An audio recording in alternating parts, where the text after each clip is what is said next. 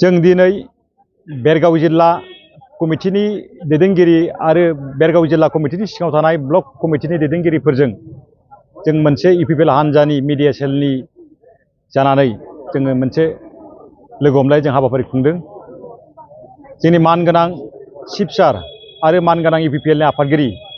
प्रमद बर' बिथांनि दैदेननाय इउपिपिएल हान्जाया दिनैनि समाव रायजो राजाफोरनि गोबां अननाय मोनदों।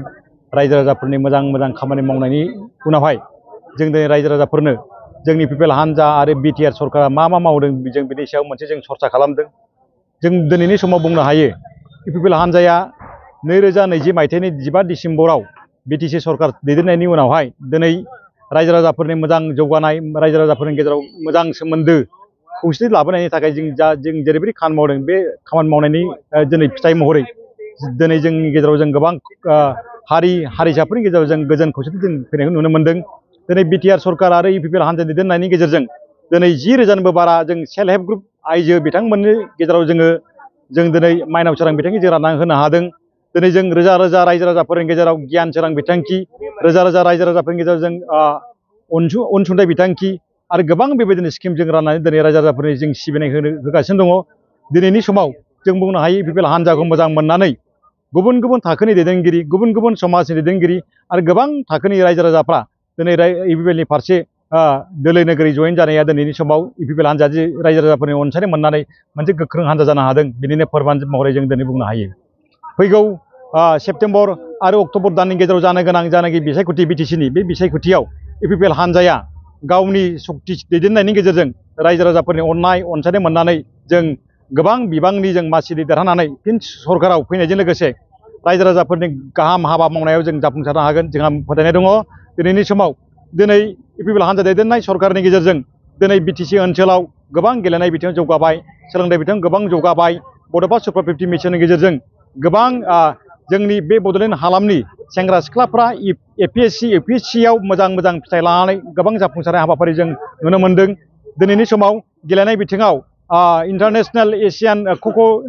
गेम्सनि अनगायैबो बेवहाय दुरान्ड काप जालांबाय, बेवहाय सन्टष ट्रफि जालांबाय, बेवहाय गोबां रोखोमनि गेलेनाय नेसनेल थाखोनि गोबां गेलेनाय जालांबाय। बे गेलेनायनि गेजेरजों दिनैनि समाव जोंनि जाखांफु सेंग्रा सिख्लाफ्रा गेलेनाय बिथिं गोबां जौगानायखौ जों नुनो मोन्दों। बिनि अनगायैबो बे ओनसोलाव थानाय गुबुन गुबुन हारिसाफोरनि जौगानायनि फारसे थांनाय 30 डिसेम्बर खालि बिटिआर सरकार आरो इउपिपिएल हान्जा दैदेननायनि गेजेरजों मोनसे भिजन डकुमेन्ट, जाय भिजन डकुमेन्ट फोसावनायनि गेजेरजों दिनैनि समाव गुबुन गुबुन फिसा फिसौ हारिसाफ्रा गोबां गाव गावनि हारियारि रावारि जौगानाय, समाज जौगानायनि फारसे गोबां मिजिंथिनो हायो। दिनैनि समाव जों बुंगोन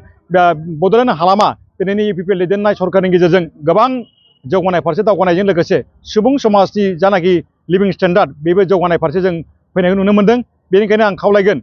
दिनैनि समाव जेनाखि बिटिसि सरकारा 4 बोसोरनि देवना बारबाय, बे देवना बारनाय समाव गासै रायजो राजाफोरखौ जों बाख्नायदों। जों बिथांमोनहा जोंखौ मदद होनायनि थाखाय, जोंखौ थुलुंगा होनायनि थाखाय जों दुलाराय रायजो राजाफोरनिसिम इउपिपिएल हान्जानि जानानै जों साबायखर आरो गोजोननाय जासिहरो। गोजोन्थों। बे समाव नुनो मोन्दों जिहेतु खाम्फा बरगयारिया मैया बावैसो इउपिपिएल दोलोआव हाबबाय, बेखौ लानानै बारग' बिटिसिनि चिफ हाग्रामा महिलारि फेस्ला रावजों गोबां खोथाखौ बुंनायखौ नुनो मोन्दों। जेरै गावसो थिनहरदों इउपिपिएलआव जयेन जानो खाम्फाखौ, बेबायदि मा बुंगोन? बिपिएफनि आफादगिरि बारग' बिटिसिनि चिफ हाग्रामा महिलारि बिथाङा गावनि सासे लोगोखौ दाखालि साननैसोनि सिगां जाय खाम्फा बरगयारि बिथाङा बारग' डिपुटि चिफमोन, बिथाङा जे इउपिपिएल हान्जायाव गावनि गोसो गोरबोजों समाजनि हाबाफारि मावनो बिथाङा जोंनि इउपिपिएल हान्जायाव जयेन जाफैबाय। बेखौ लानानै दिनैनि समाव महिलारि बिथाङा गोबां फेस्ला रावै गोबां बाथ्रा बुंनाय नुनो मोन्दों। बिथाङा बुंनाय बायदि डिपुटेसन होननाय सोदोबा मा फोरमायदों दिनैनि समाव रायजो राजाफ्रा साननाय नुनो मोन्दों। बिथाङा बबे पार्टिनिफ्राय बबेबा मोनसे पार्टियाव थांनायखौ डिपुटेसन हरदों होनदों। बबे राजनितिक फिलसफियाव दं बिदिनो डिपुटेसन हरनानै गुबुन मोनसे पार्टिखौ बेबायदिनो खेंसालियै ओंथि गैयै बाथ्रा बुंनाय। दिनैनि समाव हाग्रामा महिलारिया गावनि बुंनाय फेस्ला रावनि गेजेरजों गावखौ आकर्षण खालामनायनि अनगायै बिथाङा दिनैनि समाव नहुवा फैसार दरे होननाय सोदोबजोंमोन, नङा होमबा? सोलियै फैसा बायदि बिथाङा दिनै जों स्टेटमेन्ट होदों। बियो बेसेबां गनायथाव जों मिथिया। दिनैनि समाव खिन्थु खाम्फा महिलारिया हाग्रामा महिलारिया जानाखि गावनि दिनैनि समाव जानाखि बुंनायनि बाथ्रानि सिगाङै गावखौदि सासे राफोद राजखान्थि महरै गाव दिन्थिनांगौमोन दिनैनि समाव बिथाङा खिन्थु गावनिनो आगोलनि बारग' गावनि दैदेनगिरि लोगोखौ बेबायदि डिपुटेसनाव हरनाय सोरखौबा डिपुटेसनाव लाबोनाय बेबादि बाथ्रा बुंनायनि अनगायै दिनै जे बिथाङा गावनो गोसोआव दुखु मोननांदों बा गावनो दुखु सहायनांदों दिनैनि समाव मानोना पिपिएफ हान्जाया दिनैनि समाव लोरबां जाबोबाय आरो फैगौ समाव सानफा एफा जिहेतु गावनि दैदेनगिरिफ्रा गुबुन फारसे पार्टियाव जे जयेन जागासिनो दङ दिनैबो सालबारियाव मतनगुरियाव गावनिनो आगोलनि लोगो माखन सरकारि इउपिपिएल हान्जायाव फैबाय आरो बेबायदिनो पिपिएफ हान्जानि गोबां गुबुन गुबुन दैदेनगिरिफ्रा इउपिपिएल हान्जा फारसे फैनो थाखाय जगाजग खालामदों बे दिनैनि समाव रोखा जाबाय मोनसे समाव बिपिएफ हान्जाया थाहैगोन ना थाहैया रायजो राजाफोरनि गेजेराव दिनैनि समाव मोनसे गेदेर सोंलु मानोना जानो हागौ मालाबा समाव हाग्रामा महिलारियाबो इउपिपिएल हान्जायाव डिपुटेसन महरै गावबो जयेन जानो हागौ दिनैनि बे सर्सा जानायखौ जों नुनो मोनदों रायजो राजाफोरनि गेजेराव जों बेखौनो बुंगोन दिनैनि समाव इउपिपिएल हान्जाया रायजो राजाफोरजों मदद होजानाय मोनसे गोख्रों हान्जा आरो बे हान्जानि फारसे दुलाराय बे बड'लेण्ड ओनसोलनि रायजो राजाफ्रा इउपिपिएल हान्जा फारसे दोलै नोगोरै जे जोंखौ मदद होदों बेनिनो दिनैनि सिम्बल আমি মিডিয়া সেলে বিটিসি অঞ্চলৰ 40টা সমষ্টিতে আমি পৰিভ্ৰমণ কৰিছোঁ আৰু সমষ্টিবোৰৰ বুজ লৈছোঁ লগতে আমাৰ দলপতি মাননীয় প্ৰমোদ বড়ো মহোদয়ৰ যি লক্ষ্য আৰু উদ্দেশ্য ৰাজনীতিৰ জৰিয়তে যে তেওঁ সমাজখনক পৰিৱৰ্তন কৰিব বিচাৰিছে উন্নয়ন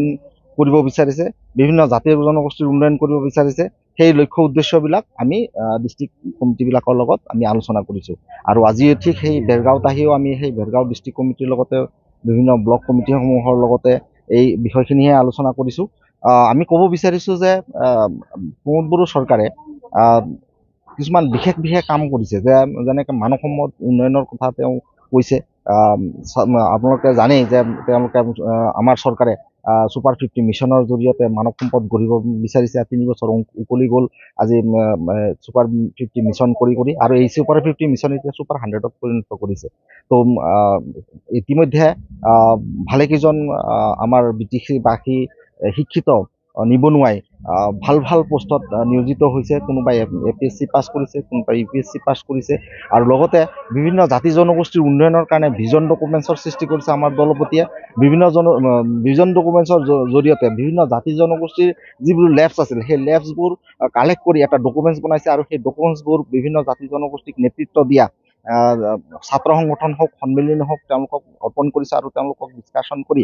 সেই সমস্যাসমূহ সমাধান কৰিবৰ কাৰণে চৰকাৰীভাৱে ব্যৱস্থা কৰিছে গতিকে এই বিষয়খিনি আমি সমূহ ৰাইজৰ লগত আলোচনা কৰিছোঁ আমাৰ ডিষ্ট্ৰিক্ট কমিটিবিলাকৰ লগত আলোচনা কৰি আমি আমাৰ যি দলৰ প্ৰতি লক্ষ্য উদ্দেশ্যত উপনীত হ'বৰ কাৰণে আমি যিখিনি পাৰোঁ সহায় কৰিবৰ কাৰণে আমি আগবাঢ়ি আহিছোঁ আৰু ৰাইজকো অনুৰোধ জনাইছোঁ আমাৰ দলে যিখিনি ভাল কাম কৰিছে সেই ভাল কামৰ প্ৰতি লক্ষ্য ৰাখি আমাৰ দলক সমৰ্থন প্ৰদান কৰিব লাগে আৰু আগন্তুক ইলেকশ্যনত আমাৰ দলক মানে বহুমূলীয়া ভোট প্ৰদান কৰি জয়যুক্ত কৰাৰ কাৰণে প্ৰস্তুত হ'ব লাগে যেহেতু 2025 চনৰ ছেপ্টেম্বৰ মাহতে অনুষ্ঠিত হ'ব ক্ষেত্ৰত আইটিচেলৰ কৰণীয় কেনেকৈ কৰিব লাগিব আপোনালোকৰ বৃহৎ প্ৰতিটোৰ ওপৰত কি আছে আইটিচেলৰ মূল কাম হ'ল জনসংযোগত থাকিব লাগিব আৰু টেকনিকেলি যিখিনি মানুহ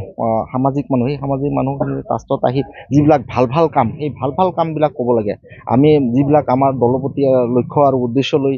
দলত নামিছে আৰু যিবিলাক ভাল কাম কৰিছে এটা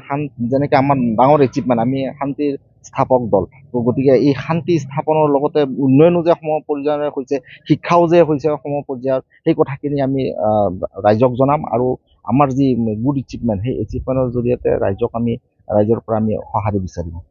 দেখিছোঁ বহুখিনি ছ'চিয়েল মিডিয়াত বহুখিনি ৰাজনৈতিক দলৰ যি আইটিচেল আছে তেওঁলোকৰ আইটিচেলৰ যি প্ৰচাৰ